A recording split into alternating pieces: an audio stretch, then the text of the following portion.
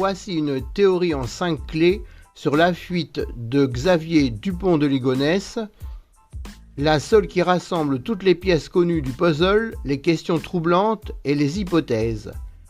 Xavier Dupont de Ligonnès est soupçonné d'avoir assassiné sa femme et ses 4 enfants chez lui à Nantes en avril 2011. La théorie montre un parcours cohérent pour Xavier Dupont de Ligonnès depuis son départ mystérieux d'un hôtel économique du sud de la France le 15 avril 2011.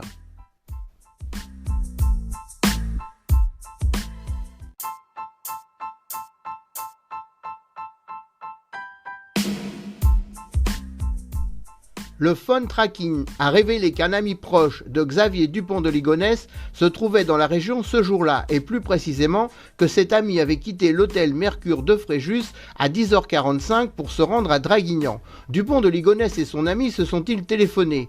Depuis le Mercure situé à Fort-Fréjus, près de la mer, le temps donné de 16 minutes pour que l'ami traverse la ville et se retrouve à Puget-sur-Argence semble tout à fait plausible, ainsi que les 5 minutes supplémentaires pour atteindre le village du Muy. L'ami arrive au Muy à 11h06. Considérons que Xavier Dupont de Ligonnès souhaite rencontrer son ami à cette occasion sous prétexte de l'histoire rocambolesque qu'il a racontée à tous ses proches. À l'entrée du village, sur l'ancienne RN7, il y a une cabine téléphonique. On sait que l'ami est arrivé à Draguignan à 11h30. Pour cela, il a dû quitter le Muy au moins 15 minutes avant.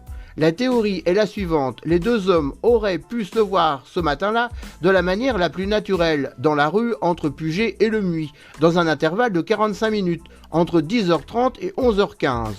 Au Muy, Xavier Dupont de Ligonnès aurait pu être là vers 10h24, il aura servi à son ami son discours de fuite et d'exil familial.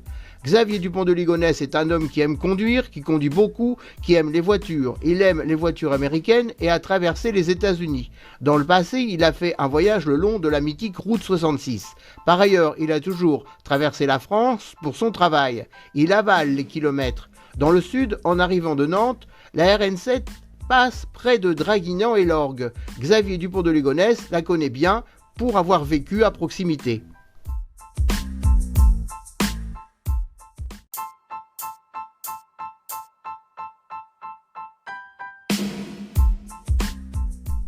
La mythique RN7 longe la Trévarès et la chaîne d'Aiguille à Aix-en-Provence. Elle se trouve ensuite parallèle à l'autoroute A8. Après Brignoles, elle arrive dans la vallée de l'Argence avant d'atteindre la mer Méditerranée à Fréjus. Aujourd'hui déclassée, notamment en D7N et DN7, la route nationale 7 est à la France ce que la route 66 est aux États-Unis. Considérons la route nationale 7 entre Fréjus et Aix-en-Provence, plus particulièrement entre le rond-point de l'hôtel Roquebrune et Aix-en-Provence. Avant de disparaître définitivement, il lui faut préparer le terrain. À 11h15, Dupont de Ligonnès quitte le Muy au volant de sa C5 en direction d'Aix-en-Provence.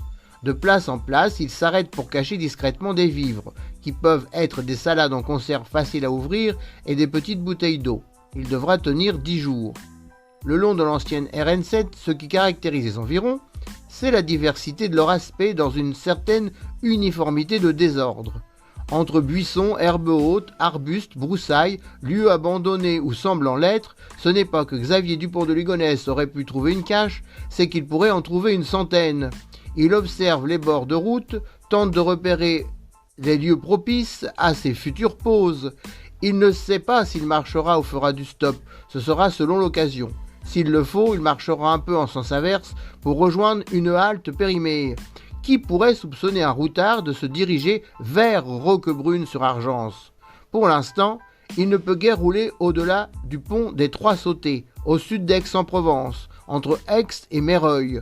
Il doit tenir compte du temps nécessaire pour revenir à Roquebrune et c'est à ce moment-là que la RN7 traverse Aix-en-Provence pour rejoindre Avignon. Et ce n'est pas sa destination. À 14h20, Xavier Dupont de Ligonnès fait demi-tour pour retourner à l'hôtel Formule 1 de Roquebrune-sur-Argence.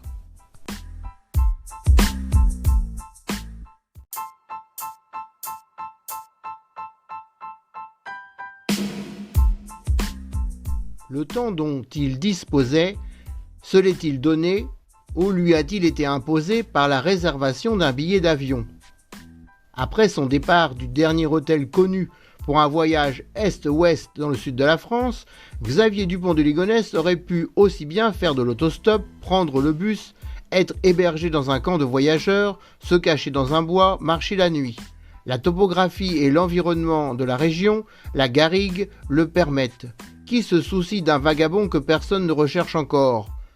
Là encore, ce n'est qu'à partir de l'avis de recherche et de l'inscription au fichier des véhicules recherchés que dans la nuit du 21 au 22, la Citroën C5 bleue de XDDL, pourtant présente sur le parking du Formule 1 depuis le 15, a été repérée par les gendarmes.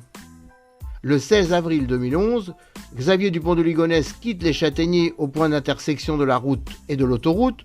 Comme il a l'habitude de se raser le crâne d'avril à septembre, il a changé d'apparence physique.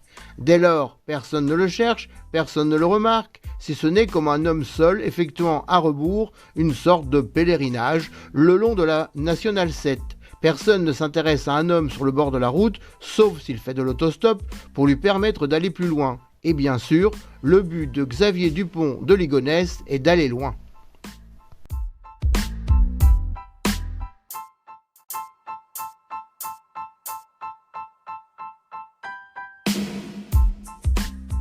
Pendant 6 jours, du 16 au 21, il voyage sans que personne ne se doute de rien. La disparition prise en compte le 19, la scène d'horreur découverte seulement le 21 et loin de la Provence, ne peuvent avant cela susciter l'intérêt dans cette région que le suspect présumé puisse s'y trouver. Jusqu'au 19 avril, il n'y a pas d'écho national à la disparition des Dupont de Ligonnès et ce jour-là, c'est une famille qui est recherchée, pas un homme seul.